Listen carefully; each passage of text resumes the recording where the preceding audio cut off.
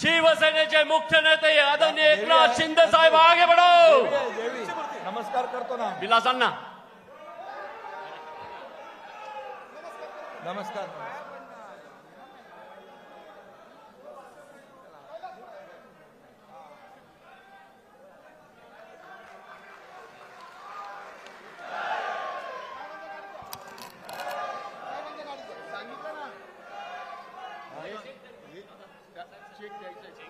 हाँ दे भाई क्या मूर्तीला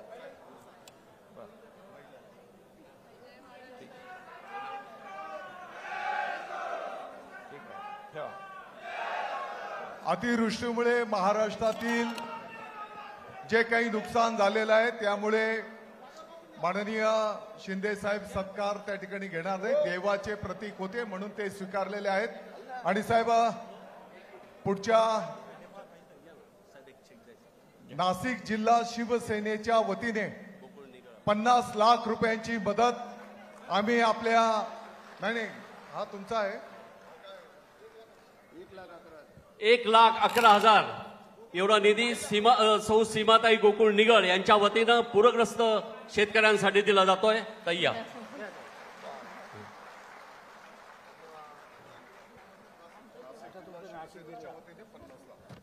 नाशिक शिवसेना जिल्ह्याच्या वतीनं या ठिकाणी आदरणीय दादासाहेब भुसेंनी सांगितलंय रुपये 50 लाख इतका पूरग्रस्तांसाठी निधी देण्यात येणार आहे। आणि आता आपण सर्वजण ज्यांना ऐकण्यासाठी उत्सुक आहात ते आदरणीय एकनाथ शिंदे साहेब जोरदार टाळ्यांनी स्वागत करूया।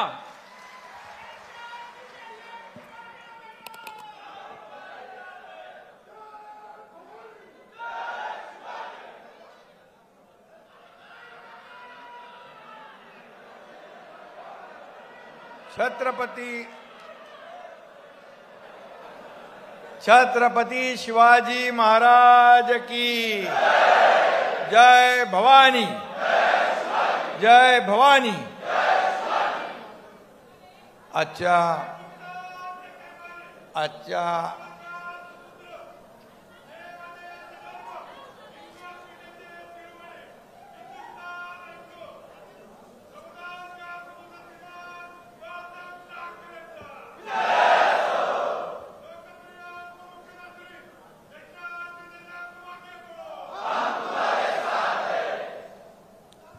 आता बोलू काय?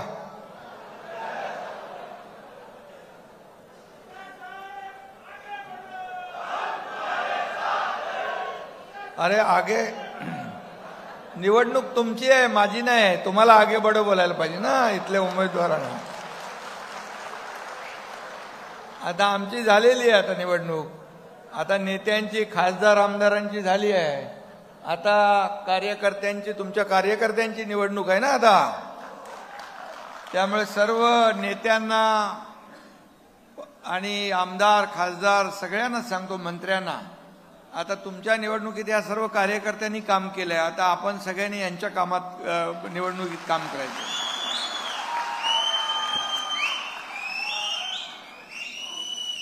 आणि म्हणून आज शिवसेना बूथ प्रमुख कार्यशाळा आणि प्रमुख पदाधिकाऱ्यांची बैठक इथं आयोजित केलेली आहे। या बैठकीला आपले दादाजी भुसे मंत्री आहेत, आमदार किशोर दराडे आहेत, आमदार नरेंद्र दराडे आहेत, माजी खासदार हेमंत गोडसे आहेत, शिवसेनेचे सचिव राम रेपाळे आहेत, विजय करंजकर आहेत, अजय बोरस्ते आहेत, भाऊलाल तांबडे आहेत, विलास शिंदे, अनिल डिकले, प्रवीण तिदमे, गणेश कदम, राजू लवटे, दिगंबर नाडे। अरे भरपूर व्यासपीठ मोठं आहे आपलं। महिला आघाडी आहे आपली आणि बस झालं ना। बघा ज्यांनी मला संगीता खोडाना महिला आघाडी आहेत, ज्यांनी ही नावं दिली तेवढी वाचली मी। आता माझी काही चूक नाही पुढची। व्यासपीठावरील सर्व मान्यवर, खरं म्हणजे हे व्यासपीठ आपलं वैभव आहे आणि समोर बसलेलं आपलं शिवसेनेचं ऐश्वर्य आहे। आणि मी नेहमीच सांगतो, व्यासपीठावर एवढे लोक बसलेत, आपले व्यासपीठ आपलं भरगच्च असतं, पण जर समोर तुम्ही एवढ्या मोठ्या प्रमाणात नसाल तर या व्यासपीठाची शोभा वाढेल का? तुम्ही शोभा वाढवणारे हे सर्व कार्यकर्ते, तुम्हाला सगळ्यांना मनापासून धन्यवाद देतो मी आणि मनापासून शुभेच्छा देतो. खरं म्हणजे निवडणुकांचा आपला प्रक्रिया सुरू झालेली आहे. जिल्हा परिषद, नगरपालिका, महापालिका, आणि या पार्श्वभूमीवर पूर परिस्थिती देखील आहे. राज्यामध्ये, मराठवाड्यात, विदर्भात, उत्तर महाराष्ट्रामध्ये, इथं नाशिकमध्ये देखील काही ठिकाणी पूर परिस्थिती निर्माण झालेली आहे. आणि म्हणून मी दसरा मेळाव्याला जिथं जिथं पूर परिस्थिती आहे त्या भागातल्या पदाधिकारी आणि कार्यकर्त्यांना सांगितलं, तुम्ही दसरा मेळाव्याला न येता तुम्ही त्या भागातल्या पूरग्रस्त नागरिकांना, शेतकऱ्यांना, बांधव भगिनींना मदतीचा हात देण्याचं काम करा. आणि त्याप्रमाणे मग मुंबई, ठाणे आणि थोडे आपले जे आपले ज्यांना मेळाव्याला यायचं तेवढे आले, बाकी सगळे पूरग्रस्तांना मदत करत होते. आणि मी देखील बांधावर गेलो, त्या ठिकाणी पाहिलं की संकट फार मोठं होतं. शेतकऱ्यांच्या डोळ्यात अश्रू होते. अख्खी उभी पिकं वाहून गेली होती, जमिनी खरडून गेल्या होत्या, पशुधन वाहून गेलं होतं, गाई गुरं वाहून गेली होती, घरांची पडझड झाली होती, घरामध्ये पाणी, चिखल सगळं साचलं होतं. काही ठिकाणी जीवितहानी देखील झाली होती. आणि मग अशा परिस्थितीमध्ये शेवटी आपली बांधिलकी आहे शेतकऱ्यांशी, आपली बांधिलकी आहे सर्वसामान्य माणसाशी. 80% समाजकारण, 20% राजकारण. बाळासाहेबांनीच आपल्याला हा गुरुमंत्र दिला आहे. धर्मवीर आनंद दिघे साहेबांनी हा गुरुमंत्र दिला आहे. जिथे संकट तिथे शिवसेना, जिथे आपत्ती तिथे एकनाथ शिंदे तुमचा. आणि हे समीकरण आहे. आणि म्हणून मी हा निर्णय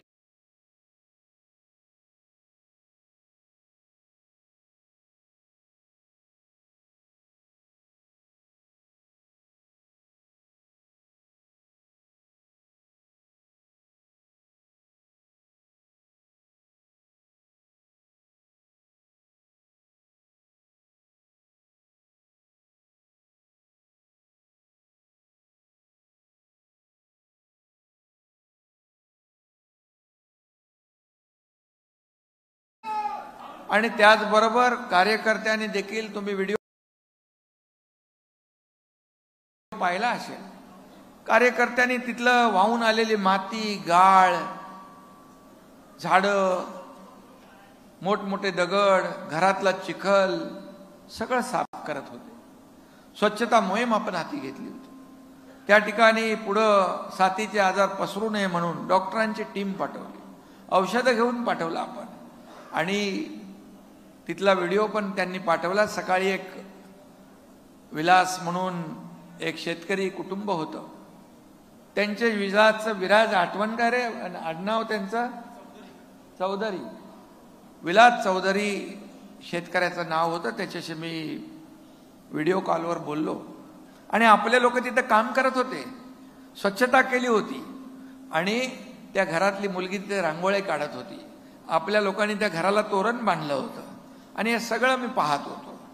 आणि आपली लाडकी बहीण, तिच्याशी बोललो. आपण पाठवलेली साडी ती नेसली होती, त्या दिवशी साडी तिने परिधान केली होती. आणि मग शेवटी आपला दसरा मिळावा तसा त्यांचाही दसरा साजरा झाला पाहिजे म्हणून त्यांना सर्व जीवनावश्यक वस्तू आपण पाठवल्या होत्या. आणि आपले कार्यकर्ते तिथं थांबून त्यांना मदत करत होते. औषधांसकट आपण पाठवलं. शेवटी आपली बांधिलकी आहे.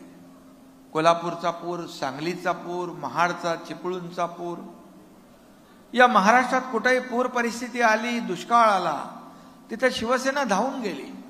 अगदी महाराष्ट्र कशाला, उत्तराखंडमध्ये पूर आला, तिथे देखील आपले सर्व कार्यकर्ते, तिथले कार्यकर्ते उत्तराखंडचे रहिवासी त्याने म्हणाले की शिवसेनेच्या वतीने साहेब आपल्याला मदत केली पाहिजे. ट्रकच्या ट्रक भरून आपले पाठवले, आपले पदाधिकारी गेले आणि फक्त पदाधिकारी आणि साहित्य पाठवून मी थांबलो नाही. हा तुमचा एकनाथ शिंदे पण तिथे स्वतः पोहोचला होता. केरळमध्ये पूर आला, महापूर आला, आपले देखील बांधिलकी आहे, डॉक्टरांची टीम आपली गेली, जीवनावश्यक वस्तू गेल्या, साड्या गेल्या, कपडे गेले, ब्लँकेट गेले, चादरी गेले, सगळी भांडी कुंडी सगळं आपण दिलं. डॉक्टरांच्या टीमने देखील खूप चांगलं काम केलं. औषधांचे ट्रकच्या ट्रक भरून आपण पाठवलं. शेवटी जिथं आपत्ती येते, आपदा येते, संकट येतं, तिथं आपल्याला मदत केलीच पाहिजे. हे आपलं कर्तव्य आहे, ही आपली जबाबदारी आहे. मग इर्षाळवाडी असेल त्या ठिकाणी, अगदी काश्मीरमध्ये जेव्हा आपले लोक, पहलगामचा हल्ला झाला, आपले लोक अडकले होते, फोनवरून मी संपर्क साधत होतो, परंतु शेवटी मला फोनवरून संपर्क साधून ते मला सांगत होते, साहेब आम्हाला इथून लवकर काढा, साहेब आम्हाला लवकर मुंबईत आणा, साहेब महाराष्ट्रातल्या पुण्यातले, नागपूरमधले, विदर्भातले, नाशिकमधले बऱ्याच ठिकाणचे लोक होते. कसा थांबणार एकनाथ शिंदे? मी गेलो, पण गेलो नुसता विमानात बसून एकटा नाही गेलो, मी सोबत विमान घेऊन गेलो. विमान घेऊन गेलो, एक नाही, दोन नाही, 5 विमानं घेऊन गेलो आणि तिथल्या लोकांना आपण इकडं आणले. आपले श्रीकांत शिंदेची टीम अगोदर गेली होती. तुम्हाला फक्त सांगण्याचं तात्पर्य एवढंच की तिथला एसपी म्हणाला, कहाँ से आए? बोले मुंबई से आए. बोले क्या पागल हो, यहाँ से लोग वापस जा रहे, भाग रहे और अपन मुंबई से आ रहे. बोले हम भागने वालों में से नहीं, भगाने वाले लोग हैं.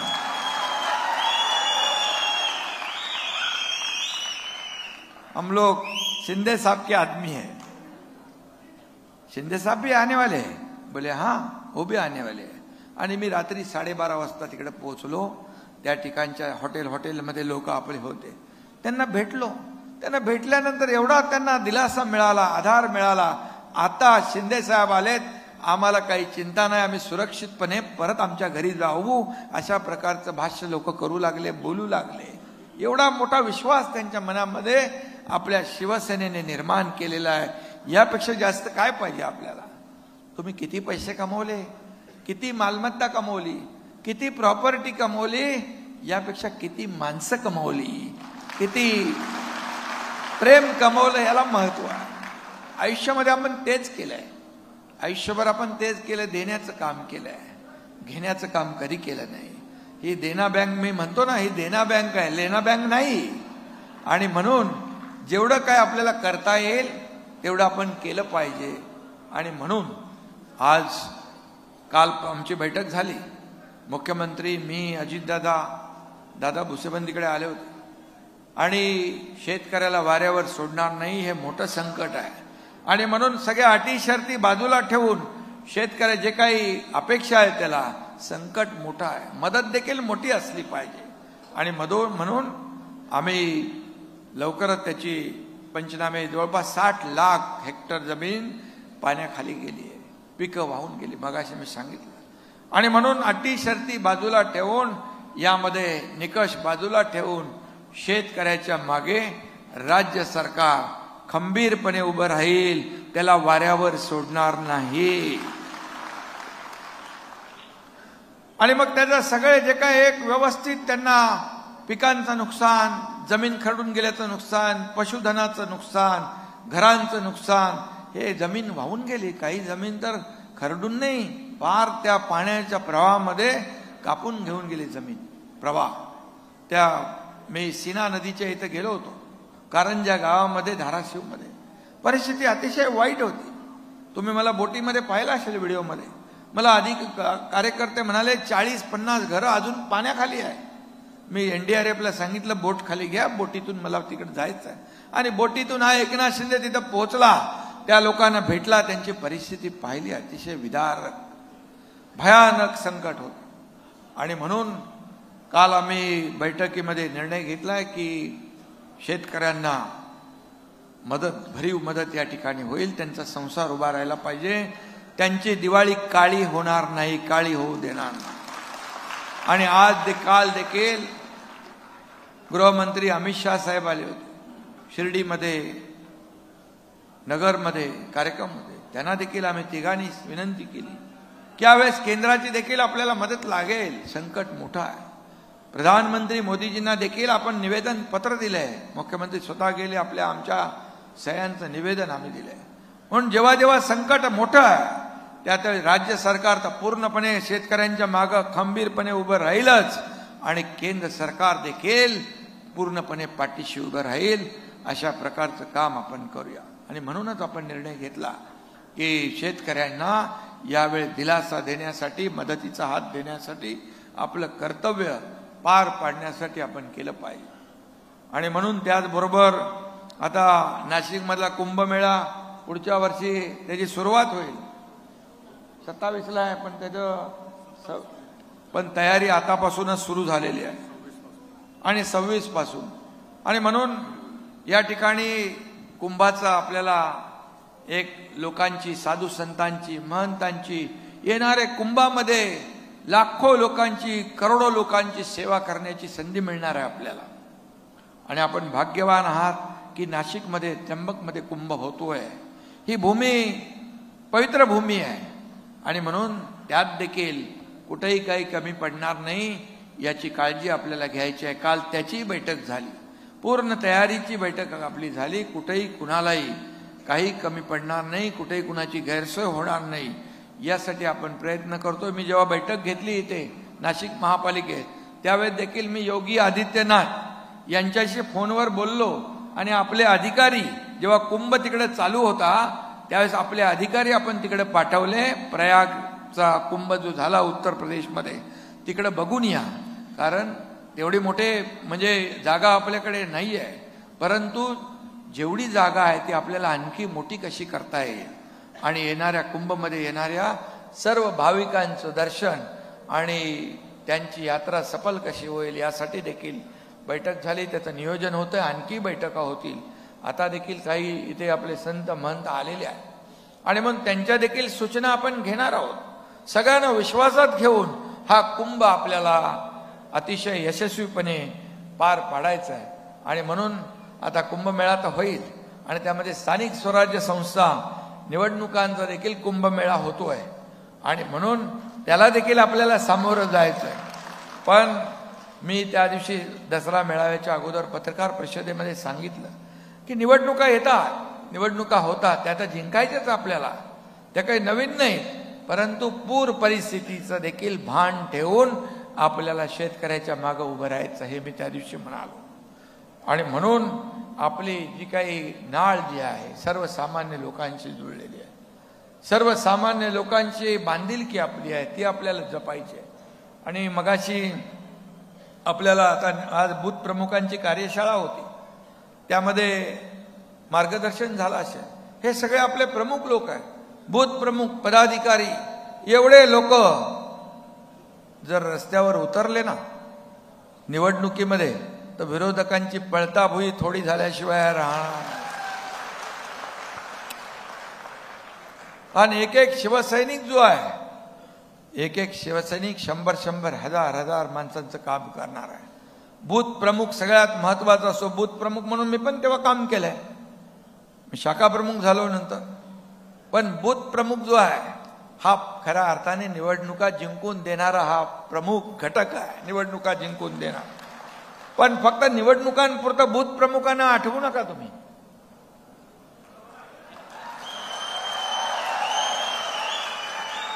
निवडणुका आले की बूथ प्रमुखांची आठवण येते, असं होता कामा नये. हा निवडणूक खरं म्हणजे हा पाया आहे, हा आपला पाया आहे. ह्या निवडणुका पण स्थानिक स्वराज्य संस्था या निवडणुका आपला पाया आहे. आणि याच्यानंतर डायरेक्ट लोकसभेची निवडणूक आहे आणि त्याच्यानंतर विधानसभेची आहे. त्यामुळे या स्थानिक स्वराज्य संस्था या आपल्याला जिंकाव्याच लागतील. मग जिल्हा परिषदेची निवडणूक असेल, जिल्हा परिषदेवर महायुतीचा भगवा आपल्याला फडकवायचा आहे, नगरपालिकेवर महायुतीचा भगवा फडकवायचा आहे, महापालिकांवर महायुतीचा भगवा फडकवायचा आहे.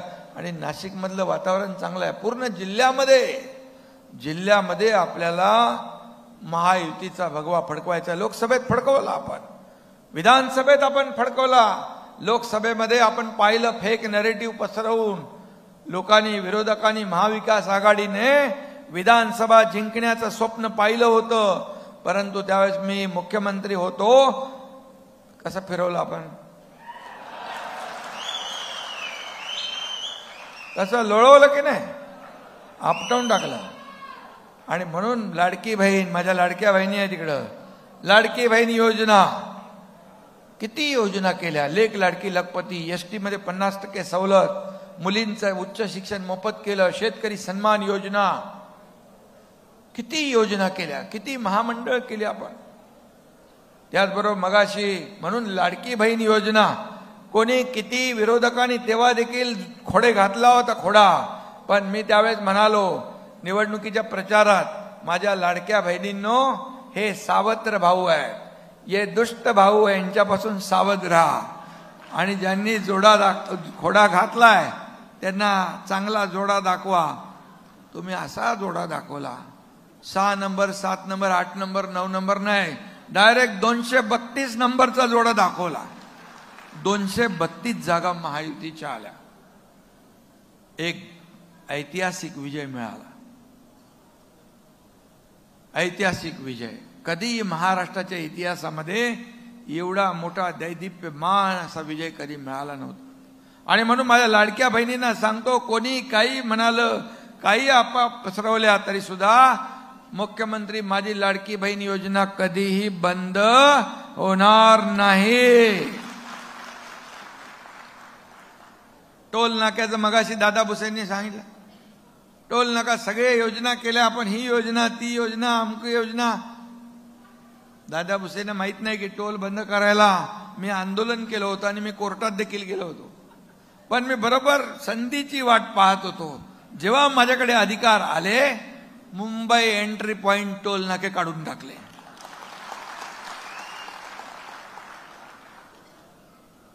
टोलचा प्रॉब्लेम काय, रांगा लावा, पैसे द्या, पेट्रोल जाळा, प्रदूषण वाढवा, हे सगळ्या गोष्टी होत्या, ते आपण काढून टाकलं.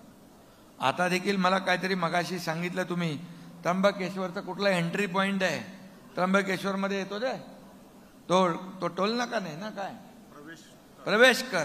मी आता नगर विकासच्या अधिकाऱ्यांशी बोललो, काय मिळणार आहे, दात करून काय पोट भरतं काय, काढून टाका तो. आणि ते काय थोडे पैसे त्याला नगरपालिकेला मिळत असतील ते नगर विकास मधून देऊ आपण, त्यांचे चालेल आणि लोकांना आपलं श्वास मोकळा होऊन जाईल.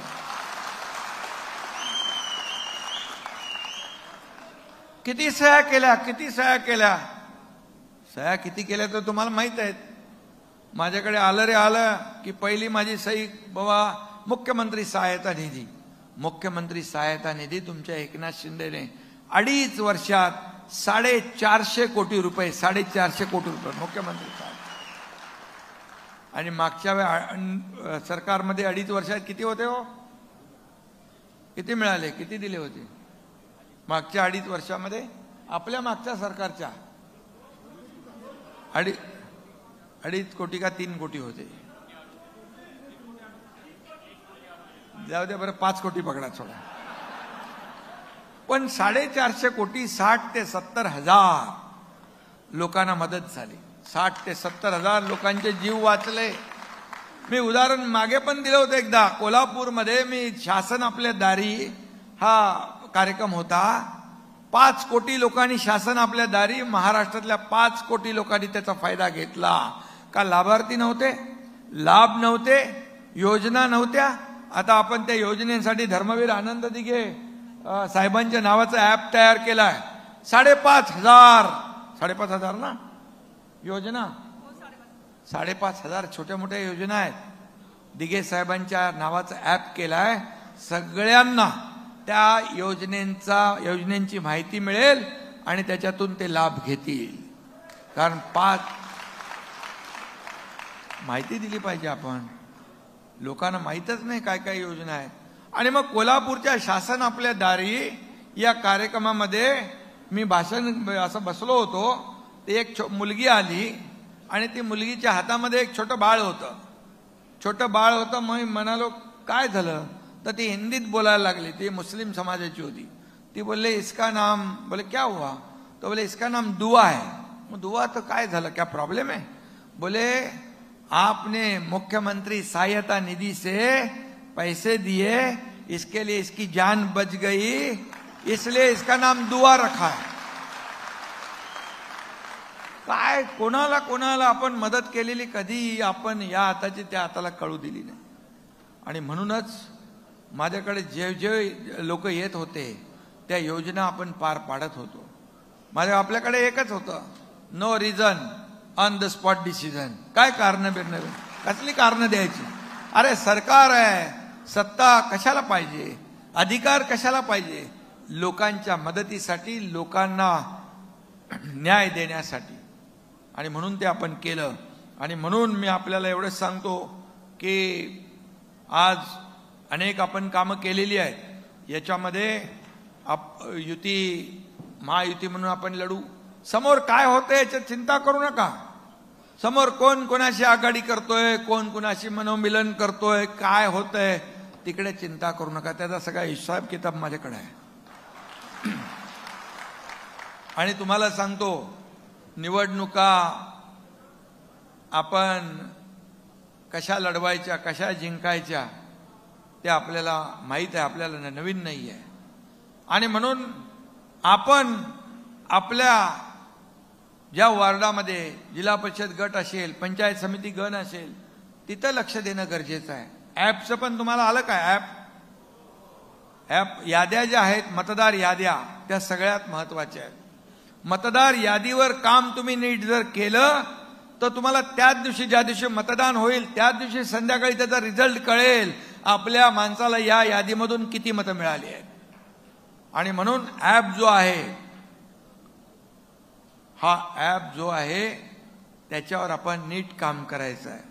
कारण मला वाटतं त्याला GPS आहे ना रे सचिन, GPS त्याला ट्रॅकर आहे. त्यामुळे तुम्हाला ऑफिसमधून, कार्यालयामधून, घरातून सर्वे नाही करता येणार. तुम्हाला जागेवर जाऊन सर्वे करावा लागेल, टिकमार्क करावी लागेल. पॉझिटिव्ह, निगेटिव्ह, न्यूट्रल, हे सगळ्या गोष्टी आपण पूर्वी करायचो. आणि मग त्यानंतर जे काय गणित आहे, कसं मांडायचं, समीकरण कसं आपण हे करायचं, ते आपण नक्की करू. आणि त्याचबरोबर बिलकुल याच्यामध्ये आपलं मतदान कसं वाढेल याच्यावर फोकस करा. दुसरी गोष्ट, आपल्या हक्काचे मतदार मतदानापासून वंचित राहता कामा नये. त्यामुळे तुम्हाला यादीवर नीट काम करावं लागेल. आपले लोक यादीत आहेत की नाही ते बघा. आणि जे काही लोक जे आपल्या इथं राहत नाहीत त्यांची नावं आहेत का तेही चेक करा. आणि म्हणून ह्याच्यावर आपल्याला लक्ष दिलं पाहिजे. यादी आपली अप टू डेट असली पाहिजे, यादी खरी असली पाहिजे. जे लोक राहतात त्यांचीच नावं त्या यादीमध्ये असली पाहिजे. हक्काची नावं जर त्या यादीमध्ये राहून गेली, जर त्या यादीत आली नाहीत, तर तुम्हाला माहित आहे, अरे 10-15 लोकांची नावं या यादीमध्ये नाहीत आणि हे आपले वोटर आहेत, पण ते मतदान करू शकणार नाही. आणि मग नगरपालिकेमध्ये, महापालिकेमध्ये, जिल्हा परिषदेमध्ये अगदी कमी कमी मताने लोक जिंकतात, हरतात. आणि मग पश्चातापाची पाळी येता कामा नये. यासाठी तुम्हाला यादीवर पूर्ण लक्ष देणं गरजेचं आहे. आणि म्हणून सगळ्या पदाधिकाऱ्यांना देखील मी सांगतो, व्यासपीठावर बसलेले इकडे आणि समोर पदाधिकारी आहेत त्यांनाही सांगतो, यादीवर तुम्ही पूर्णपणे फोकस करा. नाही तर जाऊ दे, ते गटप्रमुख बघेल, उपशाखा प्रमुख बघेल, शाखा प्रमुख बघेल, असं करू नका. यादी तुमची करेक्ट असेल, यादी तुम्हाला जिंकून देईल, याच्यावर फोकस करा. आणि त्याचबरोबर कोणी काही बाहेर चर्चा करेल, बाबा बरीच आता निवडणुका जाहीर झाल्या की चर्चेला फार विरोधक खूप काही चर्चा करत असतात, त्याच्या चर्चेवर जाऊ नका. बिलकुल तुम्ही तुमचं फोकस आपल्या निवडणुकीवर ठेवा. तुम्ही बिलकुल विचलित होऊ नका. आम्ही 3 जण आहोत, मुख्यमंत्री आहे, आम्ही दोघं, मी आहे, अजितदादा आहे, आम्ही त्याच्यावर जे काही समीकरणं आहेत ती मांडू आपण. त्याच्यावर काळजी करू नका तुम्ही फक्त आपला जो काही आपली जबाबदारी जी आहे त्याच्यावर तुम्ही फोकस करा आणि जिंकून देण्याचं काम तुम्हाला हा एकनाथ शिंदे करून दिल्याशिवाय राहणार नाही. त्यामुळे अफवा काही उडतील ते सोडून द्या. आता आपलं त्यावेळेचं लोकसभेचं गणित झालं फार, म्हणजे उमेदवारी नंतर मग परत ते सगळं, आता त्याच्यात मी जात नाही. पण काही ठिकाणी आपल्या न येणाऱ्या काही लोकांनी सांगितलं होती या जागा येणार नाही, त्या आपण जिंकलेल्या आहेत. त्या जागा न येणाऱ्या जागा देखील आपण जिंकल्यात. त्यामुळे कठीण असलेली निवडणूक आपण सोपी करू शकतो हे आपण अनेक वेळा दाखवलेलं आहे. आणि त्यामुळे तुमच्या निवडणुका ज्या आहेत छोट्या छोट्या आहेत निवडणुका. आपण लोकसभा विधानसभेत देखील अतिशय अटीतटीच्या कठीण जागा जिंकलेल्या आहेत. आणि ते मी काही इथे विस्तृतपणे सांगू इच्छित नाही, परंतु अनेक उदाहरणं आपण पाहू शकता. अनेक उदाहरणं तुम्हालाही काही ठिकाणी वाटलं असेल की निवडणूक कठीण आहे, परंतु ती कठीण निवडणूक सोपी आपण केली. आणि म्हणून त्या मतदारसंघातले, त्या वार्डातले, त्या गटातले लोक जे कोणी असतील ते लोक आपल्याकडे शेवटी आपल्या उमेदवाराचं मताधिक्य वाढवण्यासाठी जे काय करायचं ते करायचंच आहे. आणि हे स्ट्रॅटेजीचा भाग आहे. तर सगळे पत्रकार असल्यामुळे मी सगळं ते सांगू इच्छित नाही, परंतु गणित जे आहे जिंकण्याचं आपल्याला करायचं आहे. आपलं प्लस करत असताना विरोधी पक्षाचं कमी कसं होईल ते देखील आपल्याला लक्ष द्यायचं आहे. आणि ते तुम्हाला माहीत आहे काय ते करायचं ते. आणि त्यामुळे या सगळ्या गोष्टी ज्या आहेत या नीट आपण लक्ष दिल्या पाहिजे. आणि त्याचबरोबर जिथं आपण सगळ्यांनी कार्यकर्ता बनून काम करायचं आहे. मी मुख्यमंत्री होतो तेव्हाही तुम्हाला सांगायचो ना की बाबा मी मुख्यमंत्री असलो तरी सुद्धा मुख्यमंत्री म्हणजे काय ते काय असं काय त्याला वेगळं काय सीएम म्हणजे चीफ मिनिस्टर म्हणायचं. मी म्हणायचो मी कॉमन मॅन आहे. कॉमन मॅन म्हणायला काय प्रॉब्लेम आहे. आता मला तिकडं आता गेलो होतो याला शिर्डीला, त्यांनी माझी ओळख करून दिली. आता काही लोक बोर्डही लावतात DCM म्हणजे डेडिकेटेड टू कॉमन मॅन. काय त्याच्यामध्ये प्रॉब्लेम आहे. आपली नाळ सर्वसामान्य माणसाची जुळलेली आहे. आणि म्हणून कार्यकर्ता म्हणून मी मुख्यमंत्री होतो तेव्हाही काम केलं, आजही कार्यकर्ता म्हणून काम करतोय, उद्याही कार्यकर्ता म्हणूनच काम करणार आहे. आणि म्हणून तुम्ही देखील, मी तुमचा प्रमुख आहे असलो तरी सुद्धा हा आपला पक्ष मालक आणि नोकरांचा नाही, हा पक्ष कार्यकर्त्यांचा आहे. तुम्ही आम्ही सगळे एका आहोत. आपला एक परिवार आहे, कुटुंब आहे. पूर्वीसारखं नाही. आपण मालक आणि कार्यकर्त्याची लढाई नाही, ही लढाई आहे. ही लढाई हे आपण लढाई आपल्याला जिंकत असताना सर्वांनी कार्यकर्ता बनून काम करायचं आहे. मी कार्यकर्ता बनून काम केलं, आता तुम्ही सगळ्यांनी एकनाथ शिंदे बनून काम करायचं आहे. आणि याच्यामध्ये तुम्हाला रिझल्ट मिळाल्याशिवाय राहणार नाही. अनेक काय गोष्टी ज्या आहेत या नाशिकमध्ये देखील आपण अनेक कारखाने येत आहेत, रोजगार लोकांना मिळणार आहे. आपल्या EVचा हब नाशिकमध्ये होतोय. त्याचबरोबर अनेक उद्योग या ठिकाणी आपले येत आहेत. हे महाराष्ट्र इंडस्ट्री फ्रेंडली स्टेट झालेलं आहे. अनेक उद्योजक इकडे येत आहेत. मी दावोसला मुख्यमंत्री असताना गेलो तेव्हा देखील 7-8 लाख कोटीचे करार झाले.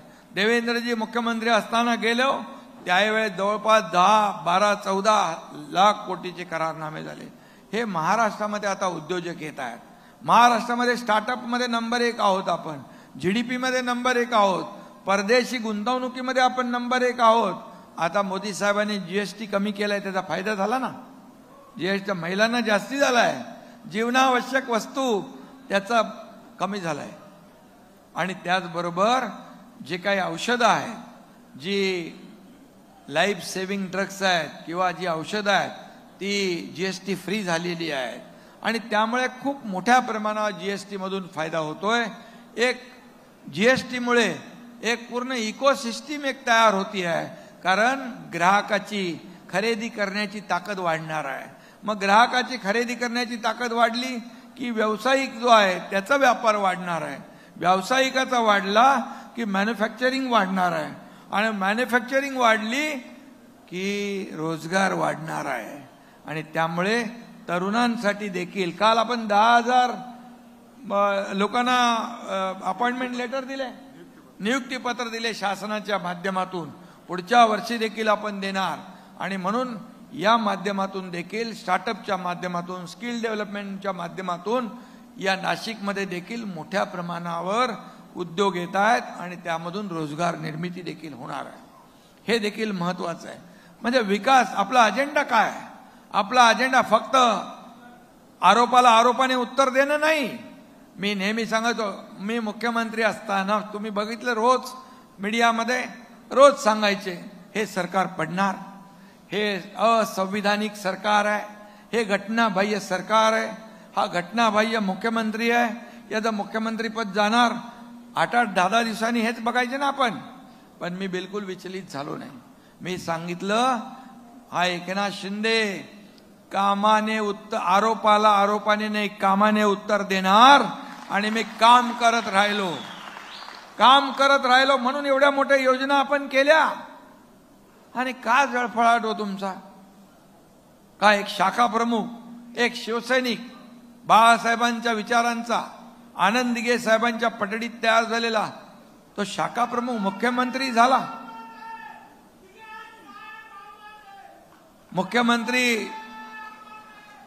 शाखा प्रमुख मुख्यमंत्री झाला याचा तुम्हाला जळफळाट आहे? याची पोटदुखी आहे? आणि म्हणून एका शेतकऱ्याचा मुलगा मुख्यमंत्री झाला याची पोटदुखी आहे तुम्हाला? हे जळफळाट आहे?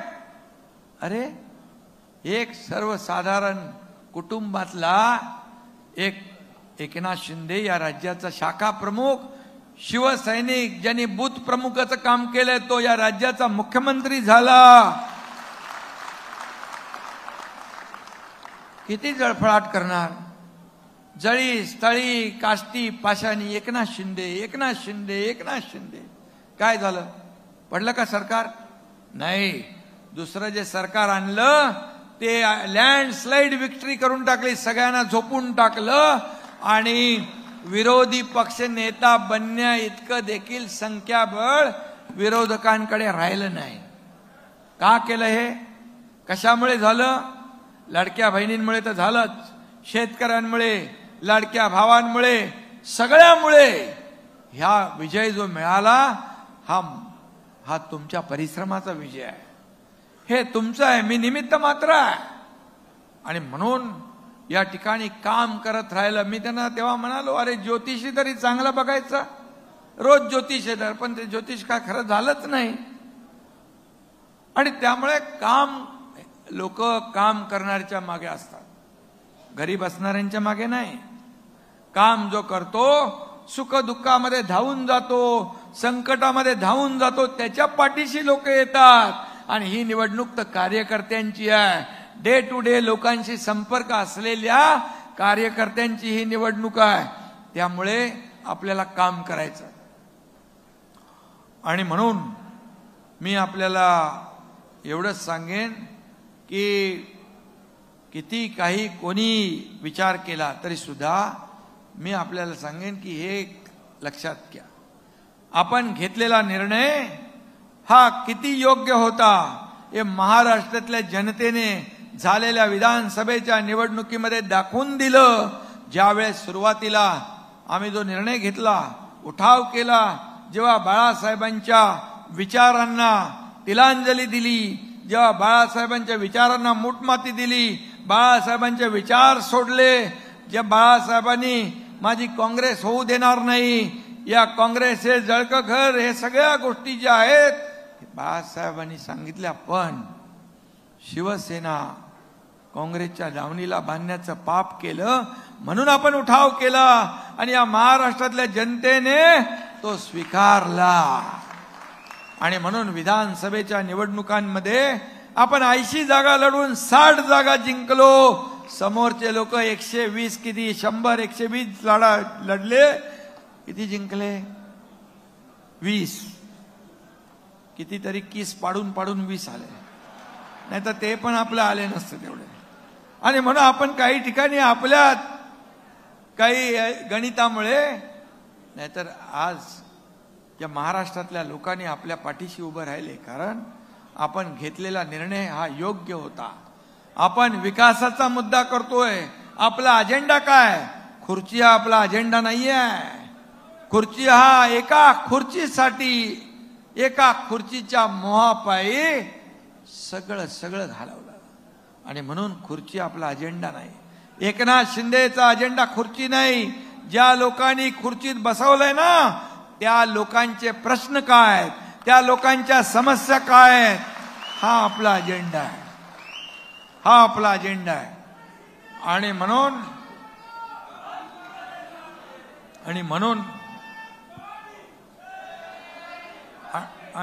म्हणून हा आपला अजेंडा विकासाचा अजेंडा आहे. आज काय आपल्याकडे काय आहेत? आपल्याकडे विचार आहेत. आपल्याकडे विचार आहेत. या महाराष्ट्रातल्या जनतेचा आज आपण पाहिलं तर या महाराष्ट्राचा विकास, विचार, महाराष्ट्राचा हिंदुत्वाचे विचार, बाळासाहेबांचे विचार, आणि या महाराष्ट्राचा विकास आणि या महाराष्ट्रातल्या जनतेचा विश्वास, म्हणजे विचार, विकास आणि विश्वास ही त्रिसूत्री आपली आहे. या त्रिसूत्रीवर आपण काम करायचं आहे. लोकांना काय पाहिजे? लोकांना विकास पाहिजे. आता मला मगाशी सांगत होते की खड्डे नाशिकमध्ये पडलेले आहेत. मी आपल्याला सांगतो, नाशिक मधले खड्डे सांगून वारंवार हे अधिकारी ऐकत नसतील तर त्यांची मनमानी बिलकुल सहन केली जाणार नाही. नाशिक खड्डे मुक्त झाल्याशिवाय राहणार नाही. आणि खड्ड्यात ज्यांनी या लोकांचा प्रवास घातलेला आहे त्या अधिकाऱ्याची हलगर्जीपणा सहन केला जाणार नाही. तो कोण अधिकारी आहे ते बघून मी आयुक्तांना सांगून त्याला निलंबित केल्याशिवाय राहणार नाही.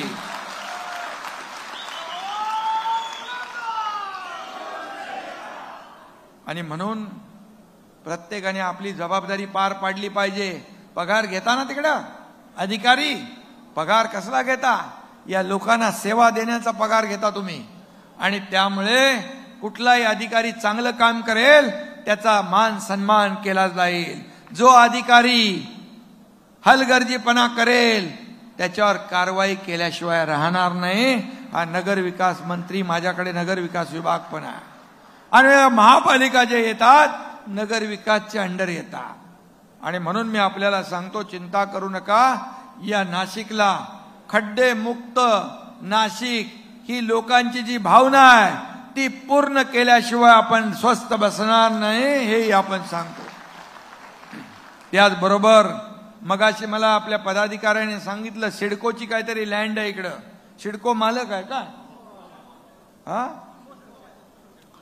मग काही ठिकाणी मी सिडकोची जमीन फ्री होल्ड केलेली आहे.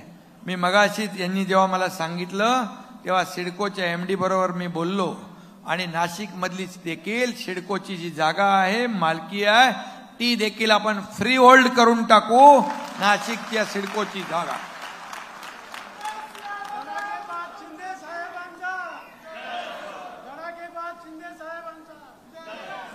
धडाकेबाज का तडाकेबाज? अरे जे काम करणार नाही त्यांना तडाखा दिलाच पाहिजे. आणि त्यांना धडाका पण दाखवायला लागेल कामाचा. शेवटी आपली बांधिलकी लोकांशी आहे, जनतेशी आहे.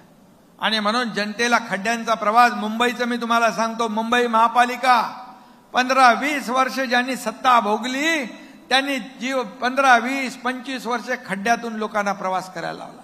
कितीतरी लोकांचा अपघात झाला, कितीतरी लोकांचा मृत्यू झाला. पण हा तुमचा एकनाथ शिंदे मुख्यमंत्री झाल्या आयुक्ताला बोलून सांगितलं, मुंबई मला खड्डे मुक्त पाहिजे, सगळे कॉन्क्रीटचे रस्ते पाहिजे. आणि 2 फेज मध्ये आपलं काम सुरू झालं. पुढच्या 1-1.5 वर्षामध्ये 2 वर्षाच्या आत मुंबई पूर्ण मुंबई खड्डे मुक्त झाल्याशिवाय राहणार नाही. कॉन्क्रीटचे कामं सुरू झालेत. मुंबई हे आपली आर्थिक राजधानी आहे. जगभरातले लोक येतात आणि आपण ते केलं काम का नाही केलं एवढे वर्ष? त्यांनी कोणी अडवलं होतं? पैसे नव्हते होते, परंतु पैसे डांबरामध्ये घालायचे, पुन्हा ते खड्डे पडायचे, काळ्यातून पांढरं पांढऱ्यातून काळं, हे सगळं चक्र जे आहे हे कॉन्क्रीटचे रस्ते झाल्यानंतर 25-30 वर्ष बघायचं. आणि म्हणून या नाशिकमध्ये देखील या शहरामधले रस्ते चांगले असले पाहिजे, चांगल्या सुविधा असल्या पाहिजे, उद्यानं असली पाहिजे. या ठिकाणी कुंभमेळा आहे आणि त्यासाठी आपली जी काही तयारी आहे त्या माध्यमातून देखील आपण विकास करतोच आहे.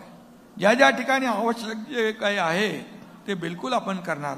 मला मगाशी आणि आपल्या पदाधिकाऱ्यांनी सांगितलं की नाशिक शहरामध्ये अभ्यासिका आहेत, सार्वजनिक सभागृह आहे, व्यायामशाळा आहे, त्या बंद आहे. अरे बोला बंद काय? म्हणाले त्याचं भाडं परवडत नाही. मग ते कशाला बंद करून ठेवायचं?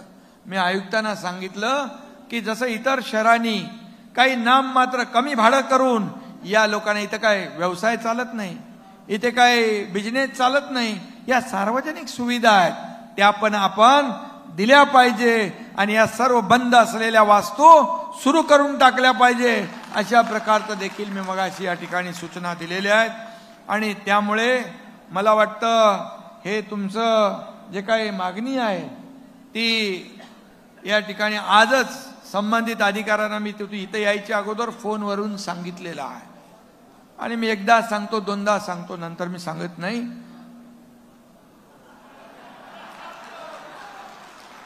शेवटी आपली बांधिलकी लोकांशी आहे. लोकांना आपण अँसरेबल, लोकांना आपण उत्तरदायी आहोत. आणि त्यामुळे मी आपल्याला एकच सांगतो, पूर्ण ताकदीने काम करा. ताकदीने जे कामं आपण केलेत, मगाशी जो दिघे साहेबांचा नावाचा ऍप केलेला आहे, या योजना ज्या आहेत घराघरात पोचवा. आपण केलेलं काम घराघरात पोचवा. आता जे काम आपलं 7-8 महिन्यापासून सुरू झालंय, देवेंद्रजी आणि आम्ही टीम म्हणून काम करतोय, सरकारचं महायुतीचं काम, ते देखील लोकांपर्यंत पोचवा. लोकांना काम काय काय केलंय याची माहिती द्या. आणि तुम्हाला सांगतो, हेही सांगा, लोकसभा, विधानसभा आणि स्थानिक स्वराज्य संस्था यामध्ये आपलं महायुतीचं सरकार जेव्हा असेल तेव्हा कुठल्याही विकासाला बाधा येणार नाही.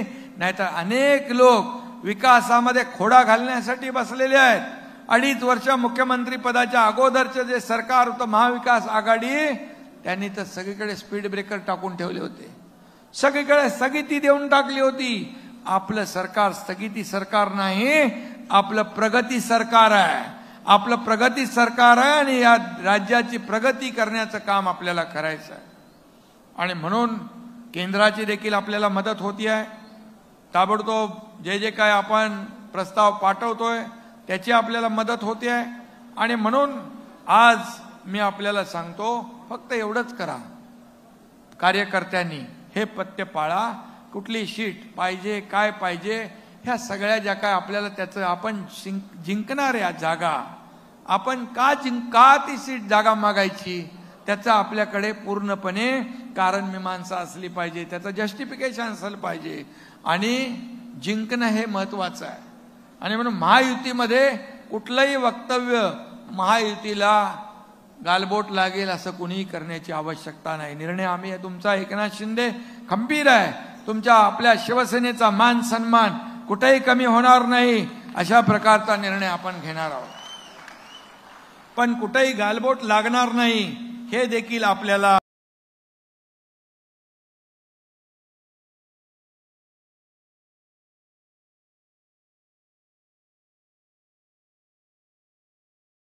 त्यांचंही नुकसान जे झालेलं आहे त्याला देखील आपल्याला न्याय द्यायचा आहे. आणि संबंधित आज अमित भाईंशी तर आमची चर्चा झालेली आहे, परंतु ज्या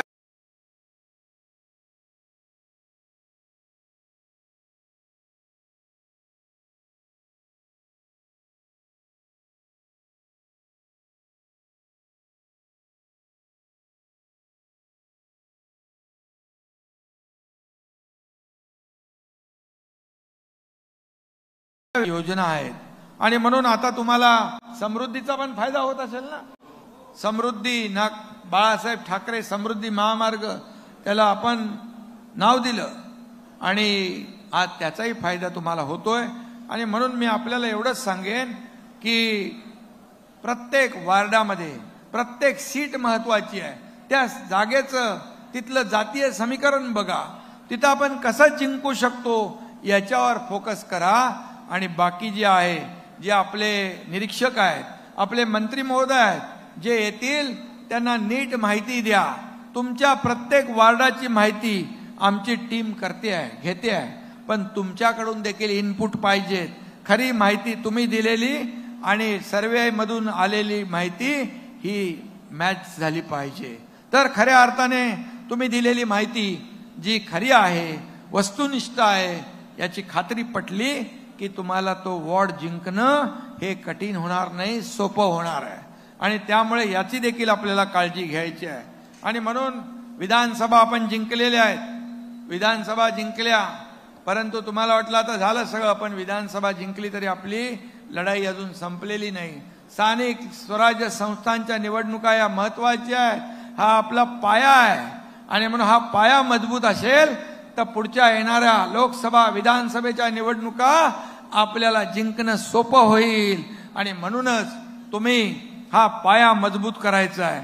आणि म्हणून मी मगाशी म्हटलं की आता नेत्यांच्या निवडणुका झाल्या, लोकसभा विधानसभा, आता कार्यकर्त्यांच्या निवडणुका आहेत. आपण सगळे मिळून नेते, आमदार, खासदार, मंत्री, कार्यकर्ते बनून या कार्यकर्त्यांना जिंकून द्यायचं. इथं व्यासपीठावर पण आहेत बसलेले. आणि बाकी मी पुन्हा या ठिकाणी आपण अनेक सभा होतील, काही आपले नेते येतील, काही मंत्री ज्यांना जबाबदाऱ्या दिल्या आहेत ते येतील, निरीक्षक येतील. सगळी माहिती आपण नीट द्यायची. आणि पुन्हा एकदा सांगतो, हे कार्यकर्ते आपल्याला जिंकून देत असतात. हे कार्यकर्तेच आपल्याला आमदार, खासदार, महापालिका निवडणुकीमध्ये काम करतात आणि आपलं ब्रँडिंग करतात. हा उमेदवार आमचा कसा चांगला आहे, हा कसा चांगला आहे याचं ब्रँडिंग ते करत असतात. आणि जेव्हा निवडणुका असतात तेव्हा कार्यकर्ता प्रत्येक घराघरामध्ये पोहोचतो, नगरपालिका जिल्हा परिषद मध्ये उमेदवार पोहोचतो, पण लोकसभा आणि विधानसभेमध्ये किती इच्छा असली तरी सुद्धा घराघरात पोहोचता येत नाही आपल्याला. कार्यकर्तेच पोहोचतात, कार्यकर्तेच पोहोचतात. आणि ते कार्यकर्ते तेव्हा आवडते असतात. निवडणुका झाल्या की ते आवडतेच राहिले पाहिजे, नावडते होता कामा नये. बरोबर आहे ना. कारण कार्यकर्ताच आपलं जान आहे, कार्यकर्ताच ही संघटनेची ताकद आहे. आणि कार्यकर्त्याला काय पाहिजे असतं, कधी काय त्याला संकट आहे, कधी पोलीस स्टेशन, कधी हॉस्पिटल, कधी काय कोर्टाचा विषय आहे. याच्यामध्ये मात्र त्याची अपेक्षा असते आपल्या नेत्याने,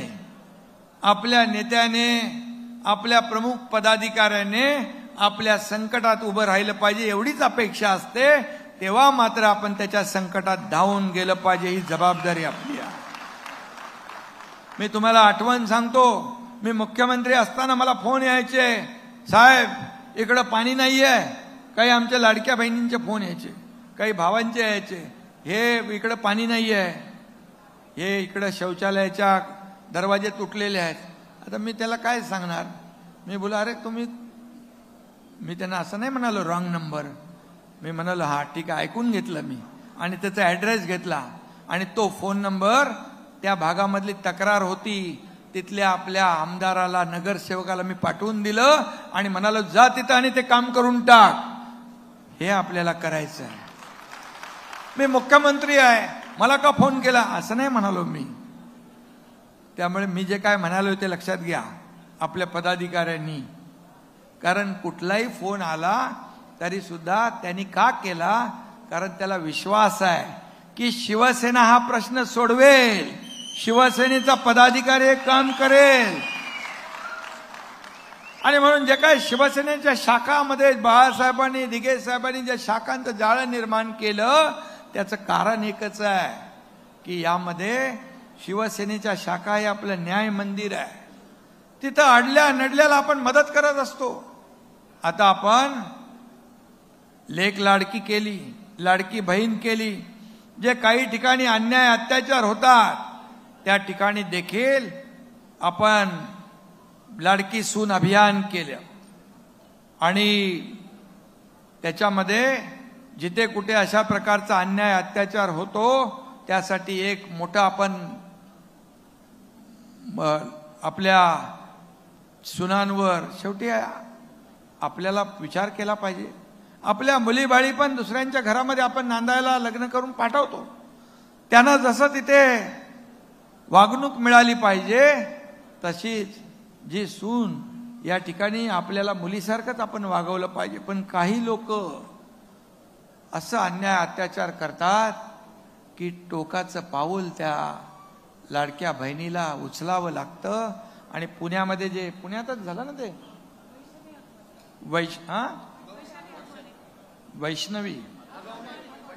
वैष्णवीच्या घरी मी गेलो होतो पुण्यामध्ये. गेल्यानंतर तिच्या आईनी ताबडतोब आनंद दिघे साहेबांचं नाव घेतलं. बोले आनंद दिघे साहेब असते तर आज आम्हाला झटकन न्याय मिळाला असता. म्हणजे आनंद दिघे साहेबांचं काम, आनंद दिघे साहेबांचा आशीर्वाद आणि आनंद दिघे साहेब जिथं जिथं अत्याचार अन्याय व्हायचा त्या ठिकाणी जे त्यांना तात्काळ न्याय मिळवून देण्याचं काम करायचं त्या आमच्या वैष्णवीच्या आईनी आठवण करून दिली. आणि त्याच दिवशी आम्ही ठरवलं, तुम्हाला त्या दिवशी आपण ठरवलं की लाडकी सून अभियान जिथं जिथं अन्याय अत्याचार होतो. आपल्या मीनाक्षीताई शिंदे यांनी ठाण्याला तो कक्ष उघडलाय. त्या ठिकाणी अनेक लोक काम करतायत. त्या ठिकाणी राज्यभरातून फोन येत आहेत आणि फोन आल्यानंतर ताबडतोब आपले लोक जिथंही कुठे प्रॉब्लेम असेल, बीड मधला प्रॉब्लेम असेल, सोलापूर मधला असेल, साताऱ्यातला असेल, कुठलाही असेल, तिथं ताबडतोब आपली टीम जाते आणि तिथं ताबडतोब पोलिसांची मदत होते आणि टोकाचं पाऊल उचलण्याची मनस्थितीमध्ये गेलेली आपली भगिनी तिचा जीव वाचतो. बाकी सगळ्या गोष्टी मी बोलू शकत नाही. काही जे आपण जिथं जिथं अन्याय होतो तिथं काय काय ऍक्शन घेतलेली आहे मी आता जाहीरपणे मी बोलत नाही. परंतु कुठल्याही भगिनीवर शिवसेना अन्याय होऊ देणार नाही.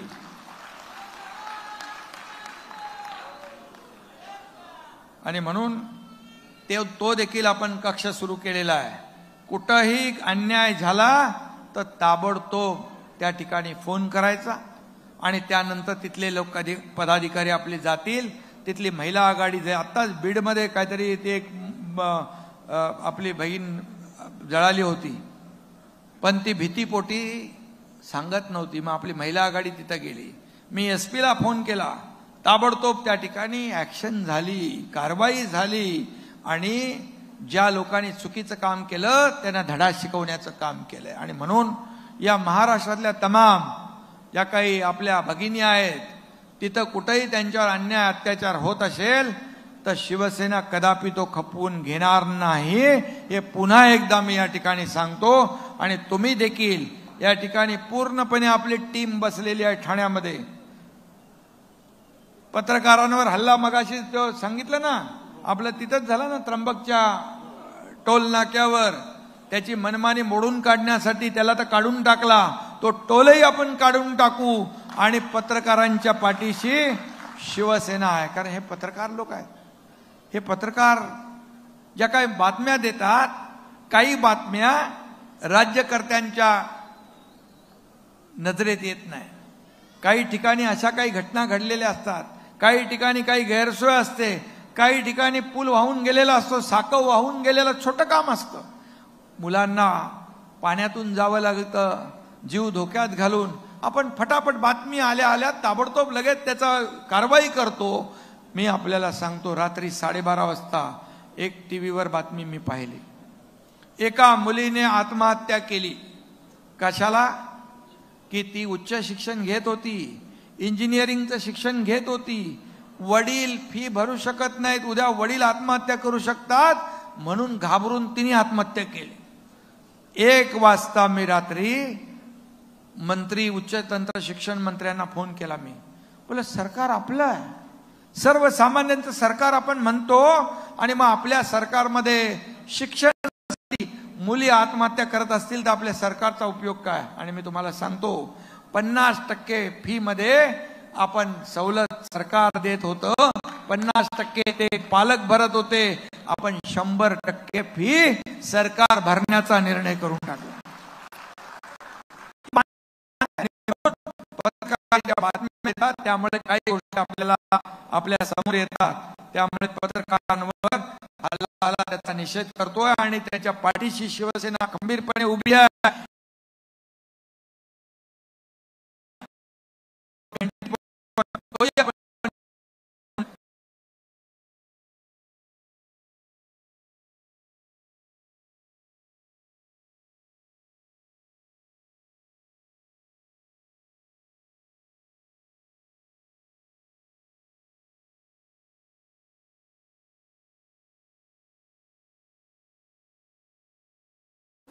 शेती वाहून गेली आहे, जमीन खरडून गेली आहे, ग्रामीण भागातले रस्ते हे झाले आहेत, हे सगळे आपण करतोय. आता कालच आम्ही आढावा घेतला याचा, काल आढावा घेतला.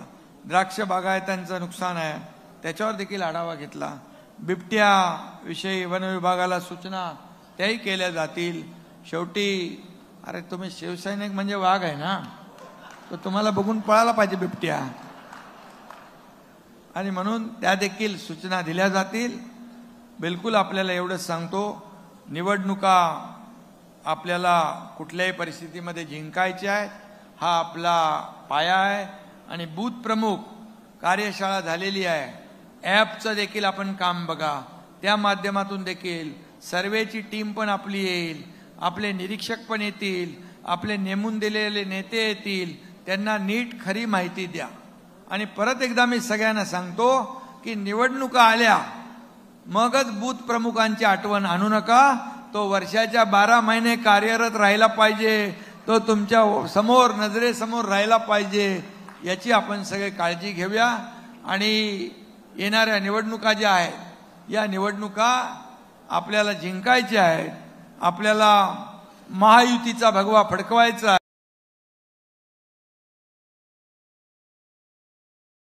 आहे आणि त्यासाठी आपण कामाला लागा. यानंतर देखील मी आपल्याला अनेक वेळा भेटेन, ज्या ज्या वेळेला आवश्यकता असेल त्या त्या वेळेला, आणि जी काही कामं ही नाशिकच्या विकासासाठी आपल्याला करायची आहेत त्यामध्ये देखील आपण कुठेही मागे राहणार नाही. कुंभचं मगाशी मी आपल्याला सांगितलेलं आहे, त्याच्या देखील बैठका होत आहेत.